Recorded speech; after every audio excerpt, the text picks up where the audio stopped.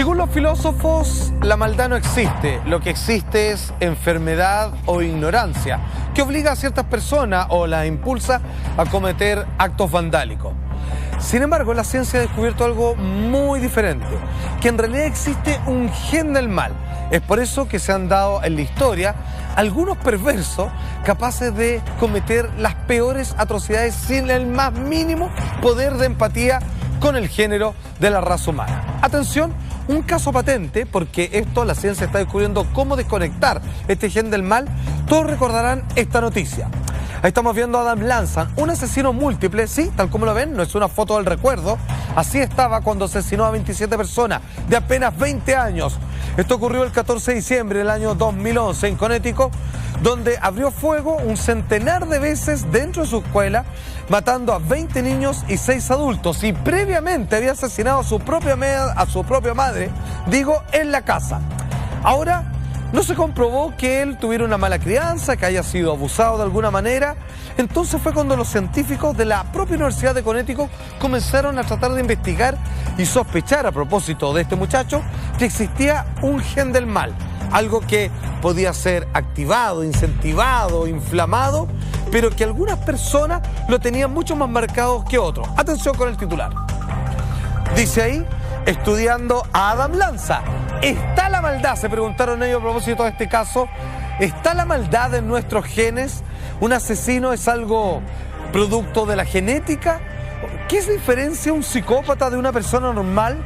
Pues bien, ¿qué es el gen del mal? El comportamiento humano, dicen ellos, es algo complejo y es influido tanto por los genes como por el ambiente en el cual vive cualquier sujeto. El mal, antes se pensaba, era algo que se heredaba, mala crianza, un papá rabioso, en fin.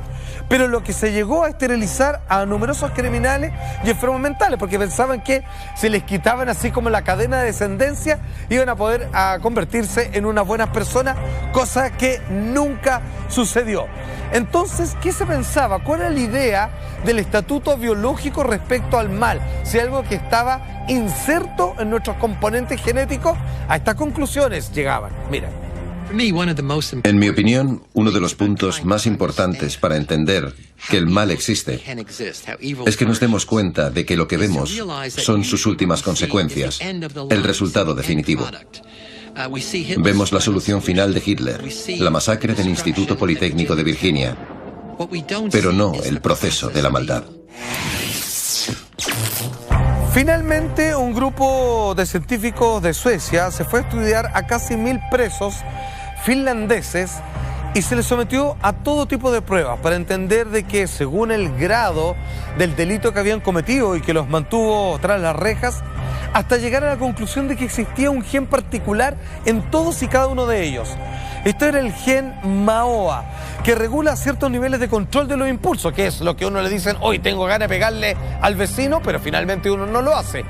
Ellos, al tener ultra desarrollado este gen que inhibe las capacidades de empatía o de felicidad como la serotonina, hace que finalmente se piensa y se hace respecto a los impulsos maldadosos que tienen todas estas personas.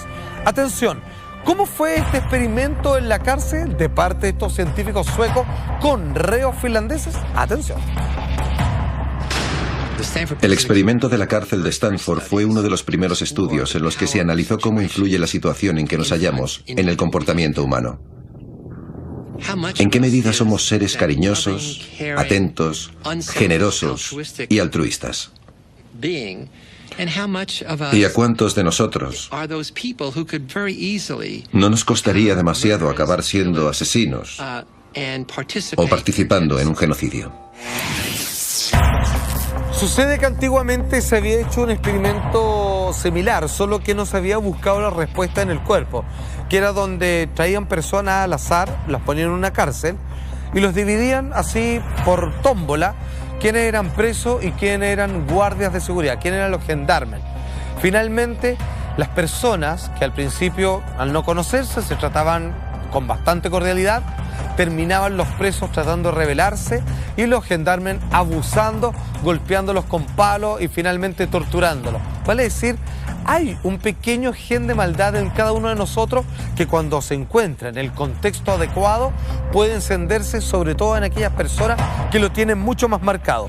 Finalmente, todo tiene que ver con el reino de nuestra mente, perdón, de nuestro cerebro y toda la compleja química que éste produce. Atención.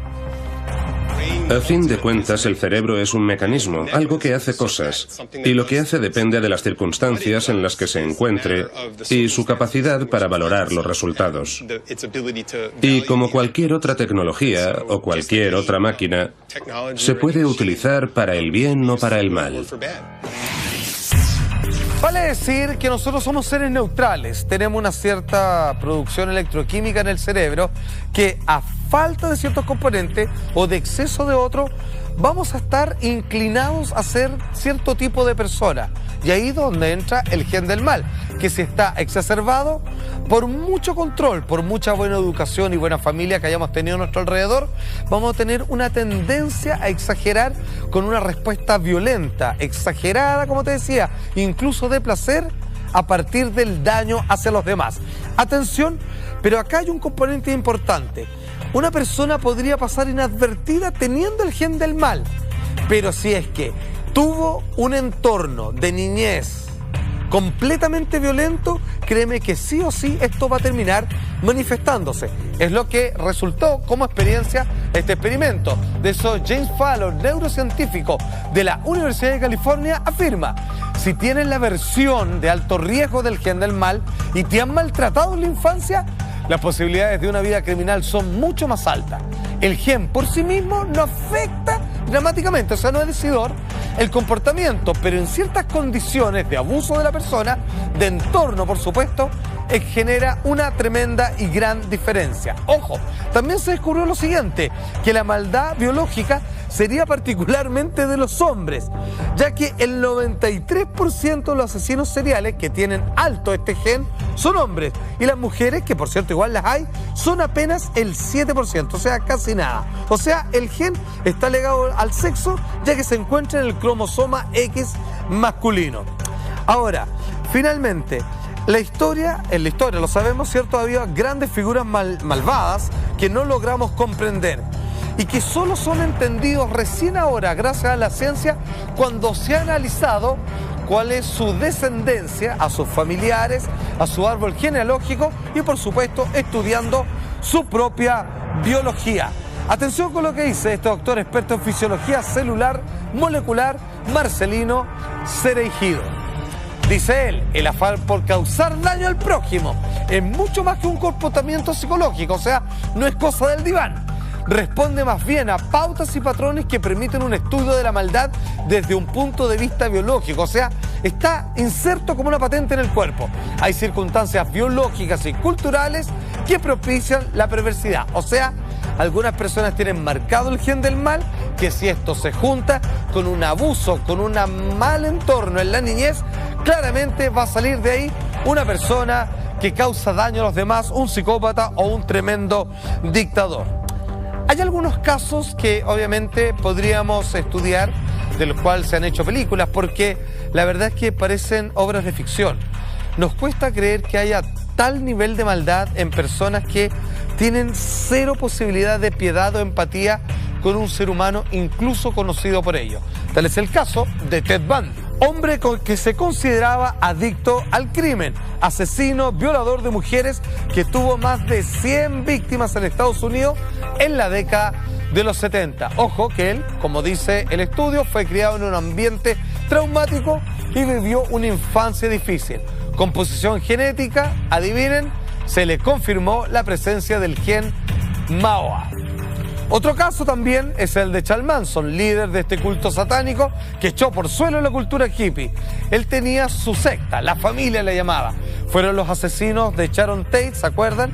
Tremendo crimen conocido basado en una canción, Helter Skelter, de los Beatles. También tenía el gen y, adivinen, por supuesto, una infancia muy difícil. Y todos también se dedicaron a estudiar a Hitler y encontraron lo mismo, infancia complicada y también la presencia de este gen que logró determinarse a partir de las raíces genealógicas de este dictador alemán. Ahora, la pregunta del millón, ¿se puede revertir? el gen del mal? Porque algunos le han tratado de lavar el cerebro, de hacer todo tipo de terapias, shock psicológico, y la verdad que nada funciona. Pero fíjate que en la Universidad de Yale lograron de cierta manera apagar específicamente el gen del mal en personas que por supuesto lo tenían muy marcado y que ellos mismos sufrían por ser una fuente de dolor para todas las personas a su alrededor. El titular así lo afirma. Un grupo de científicos, insisto yo, en la Universidad de Yale logra desactivar el instinto asesino dentro del cerebro. Esto lo hace mediante una técnica de un láser que interviene en ciertas zonas específicas en el cerebro. ¿Ok?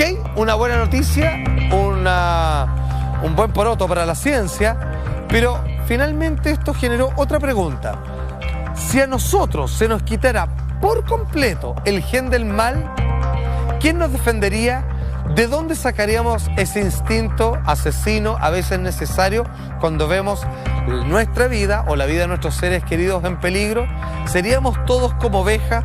¿Existe una conspiración después de todo, detrás de todo esto, que finalmente nos quieren convertir en personas obedientes, sumisas y tremendamente pacíficas? Ahí hay que elegir. ¿Erradicamos por completo a los psicópatas o todos nos convertimos en gente tan buena que ni siquiera nos vamos a dar cuenta cuando nos estén haciendo daño?